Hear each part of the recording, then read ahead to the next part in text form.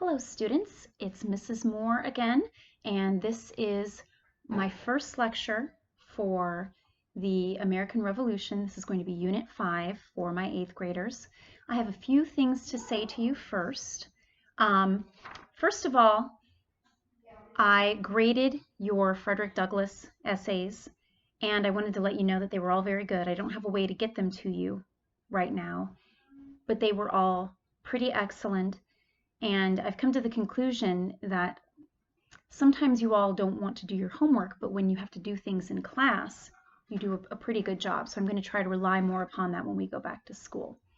So yes, we're beginning Unit 5, and we're going to have to be moving at a quicker pace than we have so far. So far I've been giving you filet mignon history, lots of juicy stories and details, and I'm going to have to try to, because of limited time, get through the American Revolution, the War of 1812, and the Civil War a little bit more quickly. I call it hot dog vendor history. Huh? But I'll still do my best to keep it interesting and give you the information that you need.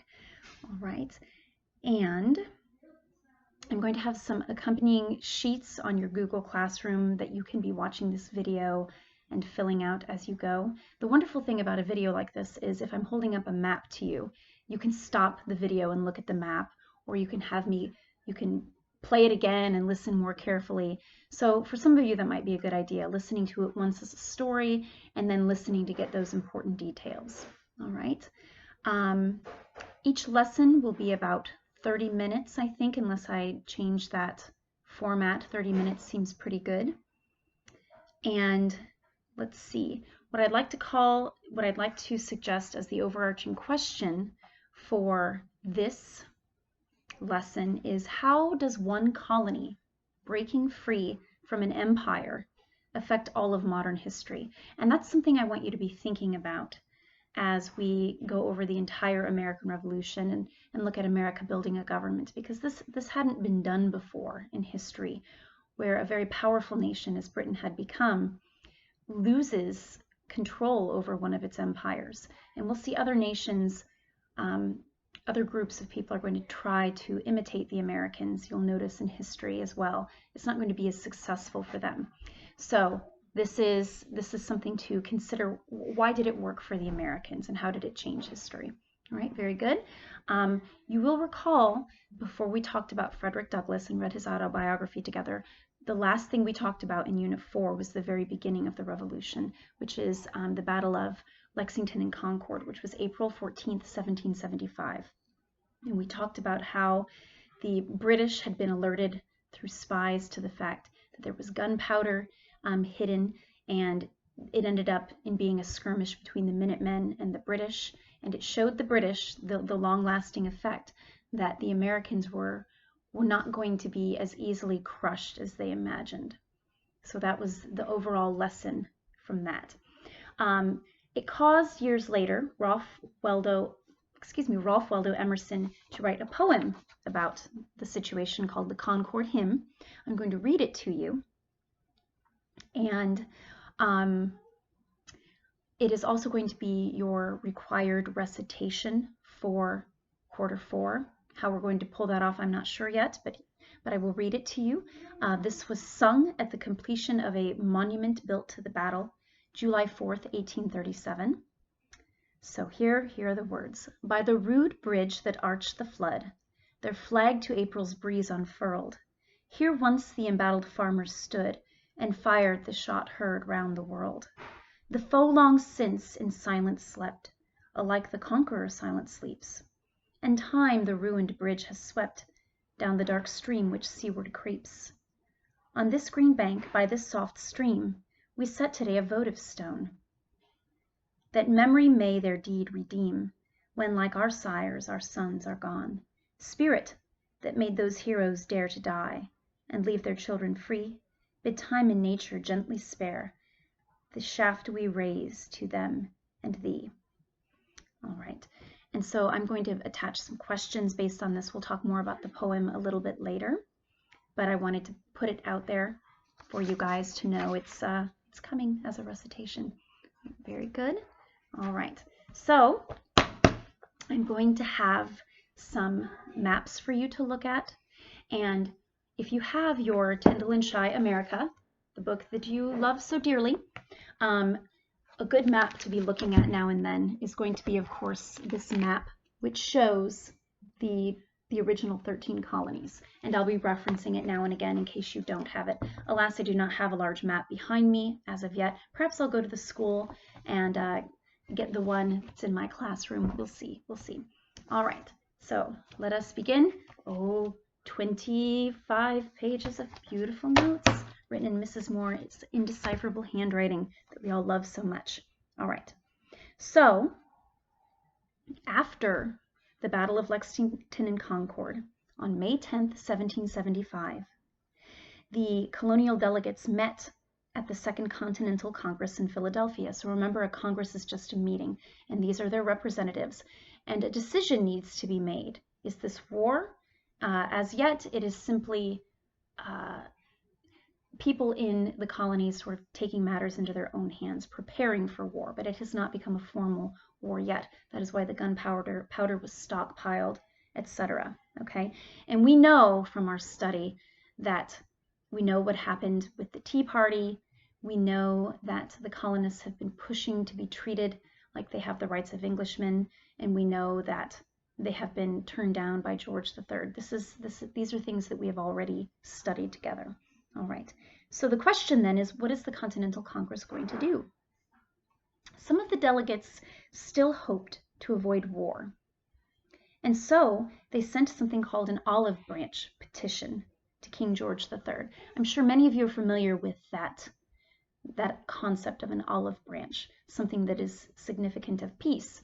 And if you remember your Bible stories, then you'll recall that the olive branch is what the dove brought back, right, to Noah when the waters had receded enough for him to look for a place to build a new civilization. So there's significance there as well to help you remember that. So they declared loyalty to the king. They asked him, please repeal the intolerable acts. And we recall basically those took away the power of assembly, shut down the Boston port.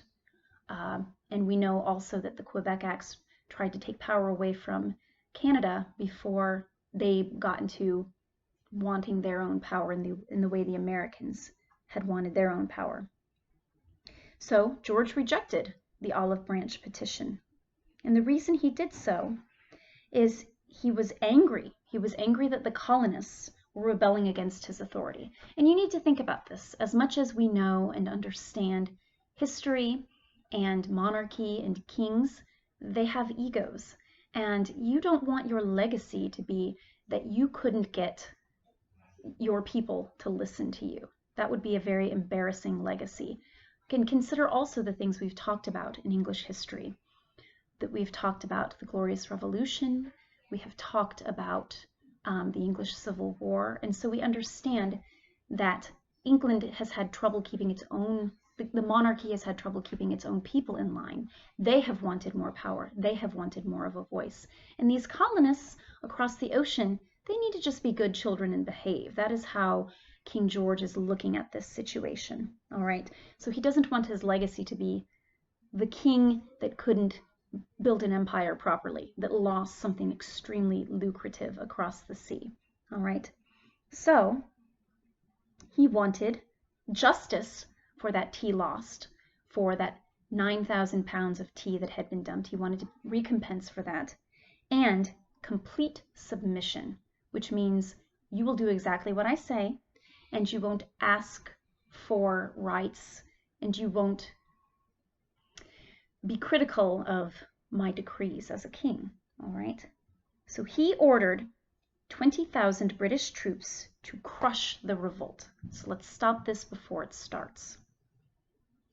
So this is different than quartering or a military presence.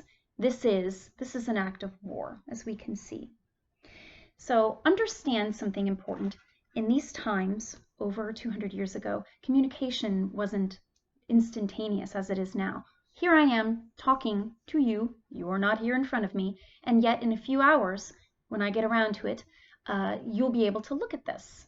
That is instant communication. I can call you on the phone and talk to you even more quickly. So, due to the slowness of communication, Congress didn't even get this response from King George III for months. But the Sons of Liberty, and we remember the Sons of Liberty, think to yourselves about them for a moment, Samuel Adams, John Hancock, those fellows, they knew war couldn't be avoided. And at this point, even the more pragmatic, the more cautious John Adams, he saw that war could not be avoided either. And so the war, though it has not yet been declared or really truly begun formally, it is continued again through vigilantism. And we've talked about what vigilantism is. These are particularly going to be men on the frontier simply taking matters into their own hands.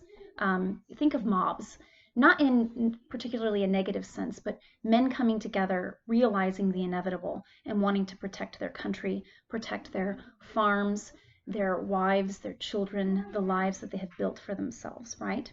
And so, a very famous vigilante group would be the Green Mountain Boys, headed by Ethan Allen.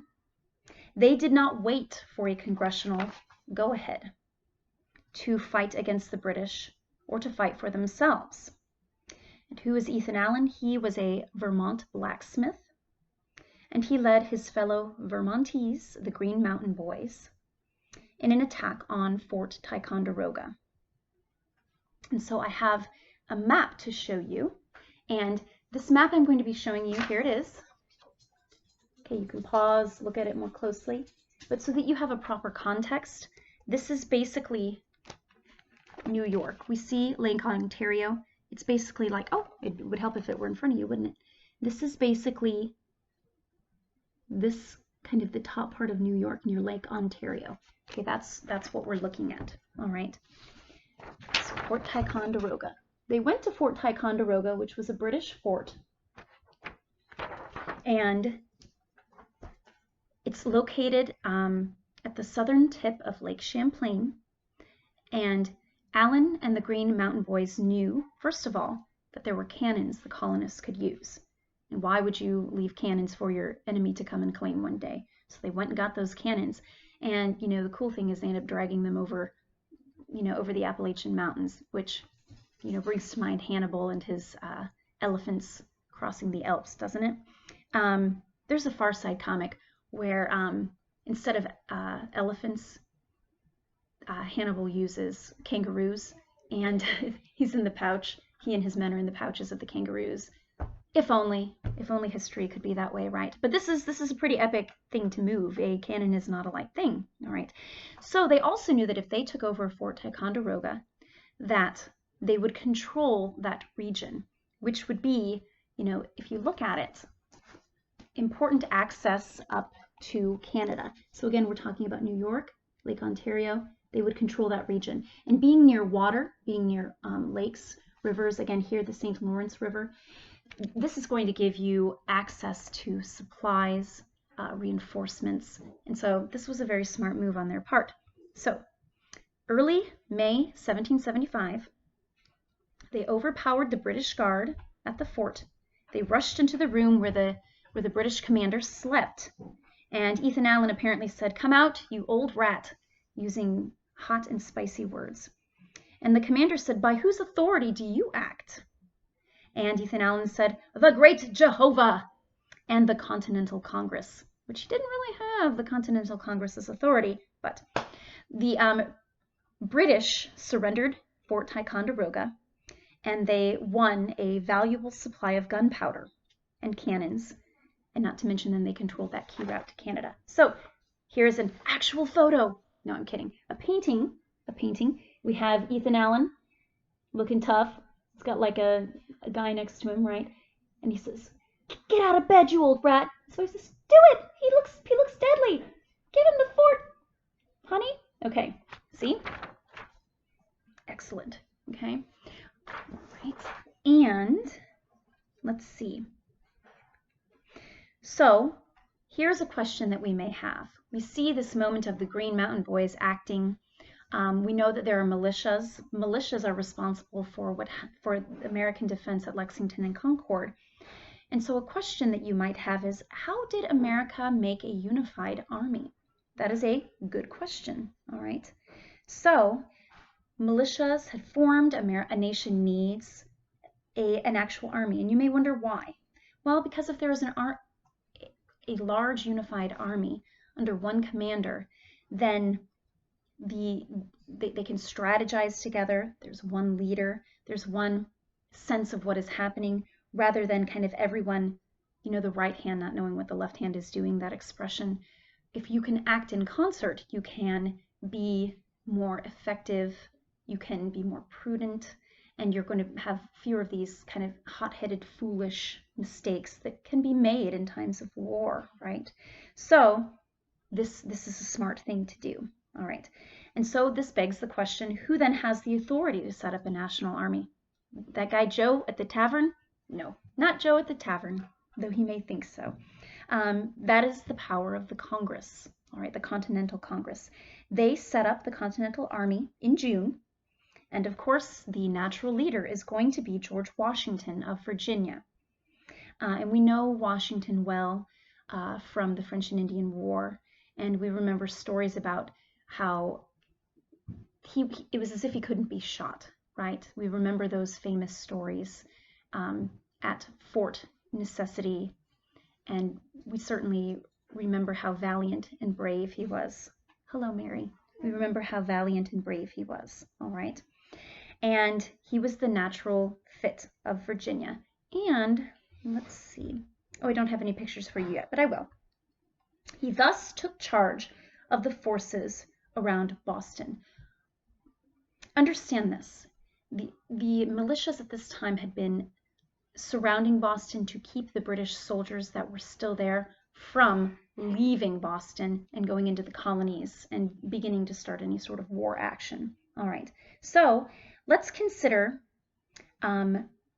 whose side all of the colonists are on. Basically, they're divided into three parts.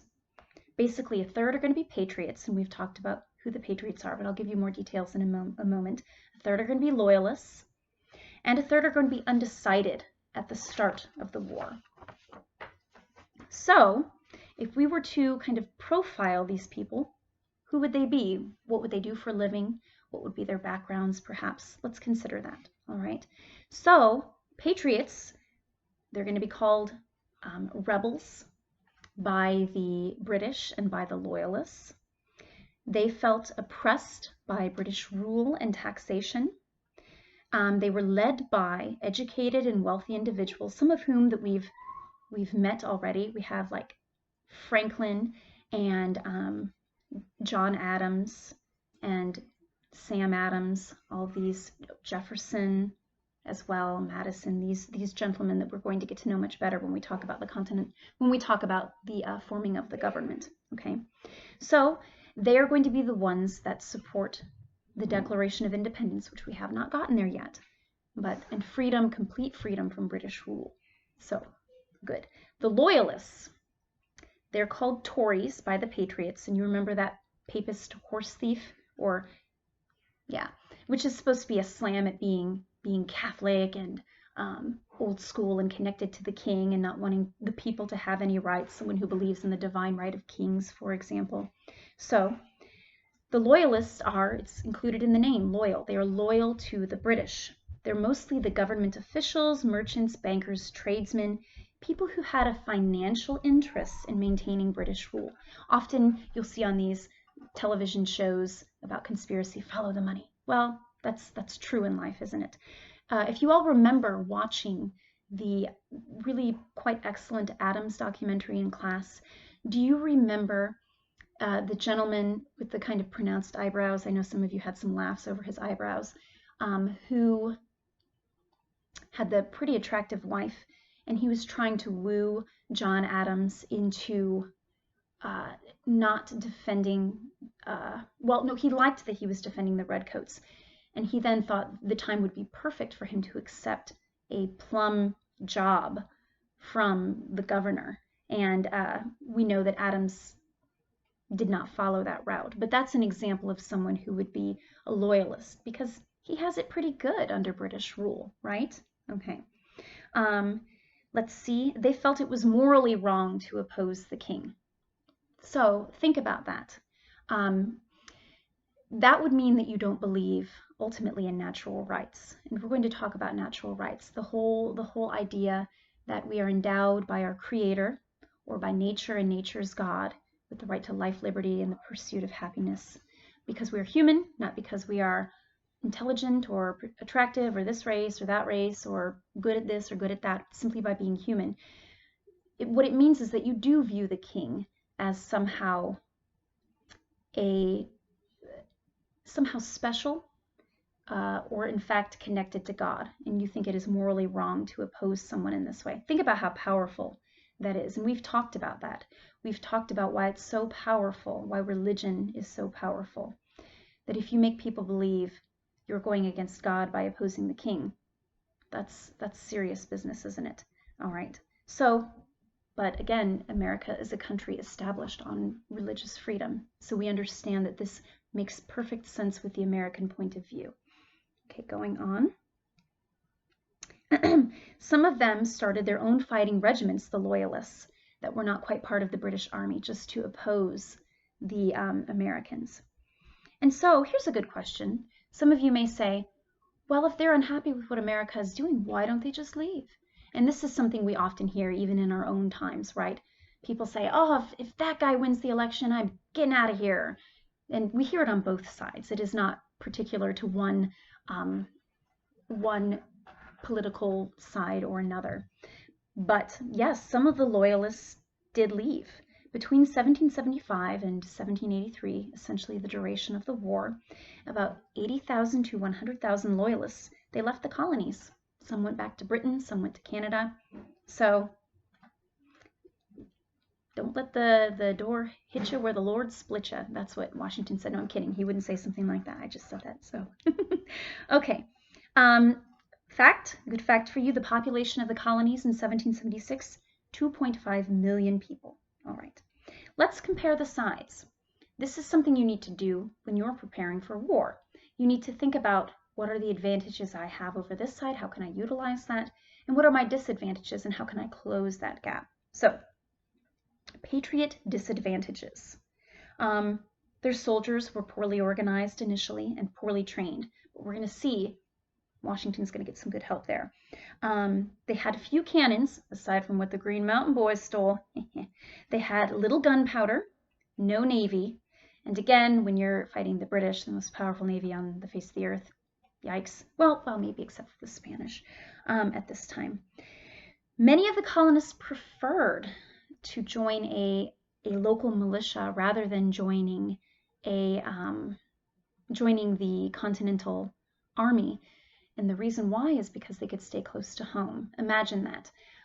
If you just want to defend your home colony of North Carolina, then you can stay there and you can make sure that you are defending your wife, your children, and that is a reasonable, very human decision that would be made, but it's not going to be helpful for your country. You have to be willing to leave that behind in order to come together and fight successfully. So they have to overcome that. Somehow Washington is going to have to make the men loyal to him and not simply their own region, which he will do. All right, very good. Patriot advantages. So many individuals, think about how America is organized.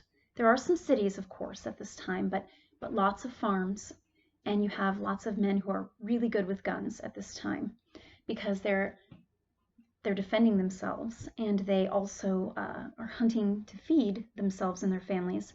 So you have all these men who are great shots with guns, all right? And they don't hunt for pleasure with horses and foxes like the fancy British. No, they fight to live. They shoot to live, right, to eat. It's not a leisure activity, it is a way of life. Another advantage is that Washington had become, and we will see he continues to become through the course of the war, an able commander. All right. And the Patriots have that extra, how do we put it? That extra, they just want it. They have that sweat that says, we're fighting for our country. So it's one thing to fight to oppress people or to claim people that you believe belong to your empire. It is another to be fighting for your freedom. And so your heart is going to be in that. Okay, good. Let's see. What are British advantages? So they have highly trained, experienced troops, best navy in the world. And many of the colonists themselves, we see a third, support them. So these are advantages. What are their disadvantages? Well, number one, let's think geography. Do I have a world map in this book? Yes, I do. Okay. So think geography. Look at the ocean between Great Britain and the colonies at this point. Okay, they're 3,000 miles from home. So anything they need for war, whether it be more men, weapons, things of that nature, they're going to have to wait for them and have them shipped to them. All right. So news and supplies took months to travel from Great Britain to America. They could easily be ambushed as they left cities. So this is another disadvantage. And part of the reason why is the British didn't know the intricacies of the terrain in the way that people who lived there knew it. Call that a home court advantage, right? So they could be ambushed. We're going to see a little guerrilla warfare beginning in this war. This could happen to them as well, all right? You may wonder at this time also where the loyalists are more likely to live. They are more likely to live in the middle colonies, all right? Just as an oops, come back here. All right, just as an FYI, they're more likely to live in the middle colonies. There, okay, all right. And so you may also wonder, how were the loyalists treated by the patriots at this time? They are countrymen, sometimes kin, sometimes family to one another. Well, they were tarred and feathered. Some of you got to see that tarring and feathering scene in the John Adams documentary, alas. But it drove home a powerful point that it's not the stuff of political cartoons or something to laugh at. It's painful, it's degrading. It is not something you would want to go through, all right? So they tarred and feathered them. And the loyalists that didn't flee to Canada or England, they found protection in the cities by the English troops that were there, okay? Part of the reason it may have been hard for some of those loyalists to leave is because they had established lives in America. They had farms, perhaps stores if they were merchants. So it's hard to just up and leave your way of life, all right? And so now the battle lines have been drawn. We know our sides. Let's turn to the war itself. I see by my clock I'm probably just going to give you a couple more minutes of lecture, but I want to use all of my time. All right. So during the first year of war, most of the fighting is going to be in Boston. All right. We know that is the heart of revolutionary activity. And we have 6,000 British troops stationed there. All right. Let's see. The colonial militias had surrounded the city to keep the British soldiers contained. I already told you that, in fact. So let's get to the Battle of Bunker Hill. I'm going to show you a map here. Battle of, Bunker Hill. I'm going to get better at this, I promise. Okay, so just to let you know, this is Massachusetts. And we can see, we know Massachusetts right here, okay? And we can see Boston, and you can see, I'm just giving you a section of the country a little bit better. I'll find a way to get you guys perhaps copies of these maps to help you. But, all right, so, all right, before Washington could reach Boston to take command, things started happening, as we've already suggested. On June 16th, 1775, Colonel William Prescott led 1,200 Minutemen up Bunker Hill, so crossing the Charles River from Boston. All right, and this is an example again of the Patriots using geography to their advantage. It makes much more sense to have control of a hill because then you can look down from a vantage point on your foe. All right, so their goal was to fire on British ships in Boston Harbor, and remember why they're there. they are maintaining that blockade that was a punitive or punishing action from the British as a result of the Boston Tea Party. So Prescott, the American, he ordered his men to climb Breed's Hill and use that hill because he said it was easier to defend. And so we can see the hills, Breed's Hill, Bunker Hill. Again, if you're looking at this, you can, oops, here we go. You can pause the video and have a really close look. That's the beauty of videoing. All right. And so the response of the British, okay, the British general there, whose name was William Howe, he spotted the Americans at sunrise, and he ferried 2,400 redcoats across the Charles River to attack the rebels, to attack their position. The British approached, the Patriots held their fire. The British were forced to retreat. They had a second attempt, the British did, forced to retreat again. On their third attempt, they did seize the hill, but there was a cost. 1,000 British casualties. Only 400 Americans died. So, this is the first major battle, the Battle of Bunker Hill, of the American Revolution. And the significance of it is it proved that the Americans could fight bravely. It proved also to the Americans the British were not going to be easy to defeat either. And it indicated to both sides that many lives were going to be lost in a long and bitter war.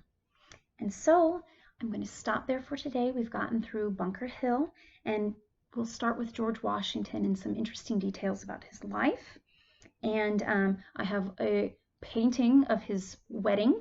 I know you're very interested. It's very juicy. So very good. I miss you guys, and I look forward to talking with you more in this fashion. Toodaloo.